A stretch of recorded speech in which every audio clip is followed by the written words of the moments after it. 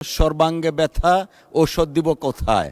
স্বাস্থ্য খাতের এই দুরবস্থা দেখে আসলে আমি সত্যি শঙ্কিত। প্রশ্ন নিচ্ছি মহিলা আসন নম্বর 39 সাবিকুন নাহার। স্পেসিফিক কোশ্চেন করবেন দয়া করে please, not statement. Thank you. মাননীয় স্পিকার, আপনাকে ধন্যবাদ। আসলে আমি অত্যন্ত দুঃখ ভারাক্রান্ত হৃদয়ে বলছি যে আমি গত শনিবার আমার যে ভোটার এলাকা ময়মনসিংহ জেলার মুক্তাগাছা উপজেলা স্বাস্থ্য কমপ্লেক্স আমি পরিদর্শন করেছিলাম।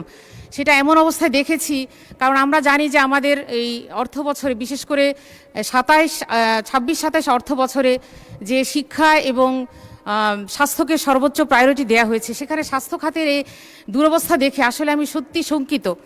আমি একটু উল্লেখ করতে চাচ্ছি বিষয়টা, সেটা হচ্ছে আমাদের মাননীয় মন্ত্রী মহোদয়ের সামনে বিষয়টা স্পষ্ট আছে কিনা। সেখানে আমরা যা দেখে আসলাম, সেখানে জনবল যে সংকট, দীর্ঘদিন ধরে সেখানে জনবল সংকট রয়েছে। 6 লাখ প্রায় জনগণের জন্য সেখানে মাত্র 10 জন ডক্টর কাজ করছেন এবং অনেক ডক্টর যারা এখনও শূন্য পদ আছে এবং যাদের প্রমোশন হয়েছে। এবং এই যে জনবল সংকট রয়েছে, এখানে আমাকে একটা ডাটা দেওয়া হয়েছে, আমি নিয়ে এসেছি 68 জন শূন্য পদ। এখানে এই যে শূন্য পদগুলো রয়েছে, এগুলো কি করে এত দীর্ঘ সময় একটা হসপিটালে শূন্য পদে এতগুলো আসন খালি থাকে।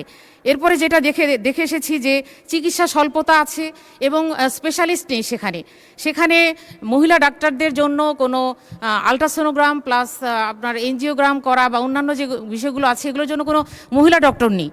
সেখানে দেখা যাচ্ছে অ্যাটেন্ডেন্টদের সহযোগিতা নিয়ে করা হচ্ছে। এই যে চিকিৎসা সরঞ্জামের অপ্রতুলতা, অবকাঠামোগত যে সীমাবদ্ধতা, অবকাঠামোগুলো ভেঙে এমন অবস্থায় আবাসিক দালানগুলো আছে, সেটা এখন মাননীয় সদস্য এক্সপ্লেনেশনে না যায়, স্পেসিফিক কোশ্চেনে থাকি আমরা প্লিজ। সেখানে আমরা দেখেছি যে এই যে রোগীরা প্রায় 2 থেকে 2.5 হাজার রোগী রেগুলার সেখানে আসছে। এই জরুরি বিভাগ, অপারেশন থিয়েটার, ল্যাবরেটরি, ডায়াগনস্টিক সব জায়গায় দেখা যাচ্ছে সেবার দক্ষতা এবং প্রয়োজনের তুলনায় অনেক বেশি সীমিত সরঞ্জাম রয়েছে। তো আমরা আশা করব যে এই যে মুক্তাগাছা এই যে স্বাস্থ্য কমপ্লেক্স রয়েছে, সেটা জনগণের দাবি যে কবে আমরা সেটা 101 বেডে উন্নীত হবে, এটার অপেক্ষায় জনগণ রয়েছে। এবং সেখানে যে সমস্যাগুলো রয়েছে, আশা করি এই বিষয়ে আমাদের মাননীয় সংশ্লিষ্ট মন্ত্রী মহোদয় এ ব্যাপারে তড়িৎ পদক্ষেপ নেবেন। আসলে জনগণের যে দুরবস্থা, এটা আসলে সীমাহীন। এ ব্যাপারে আমি আশা করছি আমাদের মন্ত্রী মহোদয় তড়িৎ পদক্ষেপ গ্রহণ করবেন। ধন্যবাদ মাননীয় স্পিকার। ধন্যবাদ মাননীয় সদস্য। সর্বাঙ্গে ব্যথা ঔষধ দিব কোথায়? মাননীয় স্বাস্থ্যমন্ত্রী। মাননীয় স্পিকার স্যার, মাননীয় সংসদ সদস্যকে ধন্যবাদ। উনি যেই প্রশ্ন বা যেই কথাগুলি উত্থাপন করেছেন, কোনোটার সাথে আমি দ্বিমত পোষণ করি না। তবে এই কথাটা মাননীয় স্পিকার ওনাকে বুঝতে হবে, গত 17 বছরের স্বৈর শাসন, অপশাসন, দুর্নীতি এবং জনগণকে অবহেলা করা, কোনো জনমঙ্গলজনক কোনো কাজে নিজেদেরকে নিয়োজিত না করার ফলে স্বাস্থ্য খাত এমনভাবে উপেক্ষিত হয়েছে। মাননীয় স্পিকার, আমি যদি আপনাকে বলতে যাই স্বাস্থ্য খাতের কথা, আমাকে 1 ঘন্টা সময় দিলে শেষ হবে না। কোথাও কোনো রিক্রুটমেন্ট হয় নাই, অপরিকল্পিতভাবে যন্ত্রপাতি আমদানি করা হয়েছে যা প্যাকেটবন্দি অবস্থায় এখন বাঙ্গারির দোকানে যাচ্ছে। 18 কোটি টাকা করে 2টি রেডিওথেরাপির মেশিন খুলনা এবং ফরিদপুরে পড়ে আছে, যেগুলির বর্তমান বাজার মূল্য 11 কোটি টাকা। ব্যাংকার সৃষ্টি না করে এগুলি আমদানি করা হয়েছে। অনেক জায়গায় এক্সরে মেশিন আনা হয়েছে, টেকনিশিয়ান নেই।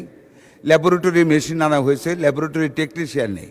এই অব্যবস্থাপনা আজকে আমাদের এই গণতান্ত্রিকভাবে দিনের বেলায় ভোটে নির্বাচিত সরকারের উপর এসে পৌঁছেছে।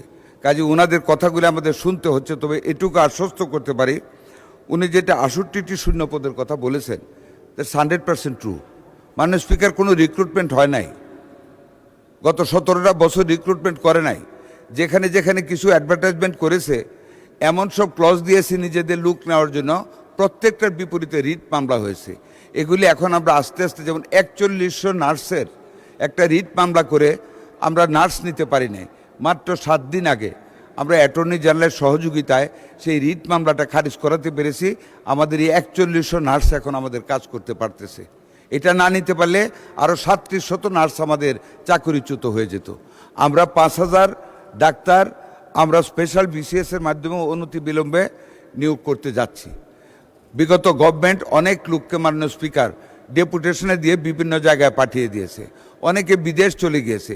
এগুলি মাত্র 4 মাস হয়েছে আমরা ক্ষমতায় এসেছি। আমরা খুঁজে খুঁজে বের করে কিছু চাকরি খাচ্ছি, কিছু কল ব্যাক করে পুরনো জায়গায় আমরা নতুনভাবে ডাক্তার দিচ্ছি। এরই মধ্যে ইনসিটু বলে একটা কথা আছে, প্রমোশন হয়েছে কিন্তু আগের পোস্টে কাজ করে, এরকম কয়েক শত ডাক্তারকে আমরা প্রতিদিন 20টা-25টা করে ডাক্তার আমরা বের করে করে আমরা বিভিন্ন হাসপাতালে দিচ্ছি। অব্যবস্থাপনার কথা যেটা বলেছেন, আমি সকল মাননীয় সংসদ সদস্যদেরকে আমাদের মন্ত্রণালয়ের পক্ষ থেকে আমি এবং আমার প্রতিমন্ত্রী দস্তখত করে একটা চিঠি দিয়েছি এবং প্রত্যেকটা উপজেলা হাসপাতালের সভাপতি মাননীয় সংসদ সদস্যগণ ওনাদেরকে অনুরোধ করেছি ওনারা নিজ নিজ হাসপাতালগুলি ভিজিট করে আমাদেরকে জানানোর জন্য। আমাদের সীমিত সম্পদের ভিতরে আমরা যতটুকুন পারতেছি মাননীয় স্পিকার আমরা প্রত্যেকটা হাসপাতালকে উন্নত করার চেষ্টা করতেছি। আশা করি আগামী কিছুদিনের ভিতরে আমরা ক্ষমতায় থাকতেই প্রত্যেকটা হাসপাতালকে নতুন রূপে আমরা রূপায়িত করব। ধন্যবাদ আপনাকে মাননীয় স্পিকার। আপনাকে অসংখ্য ধন্যবাদ মাননীয় মন্ত্রী।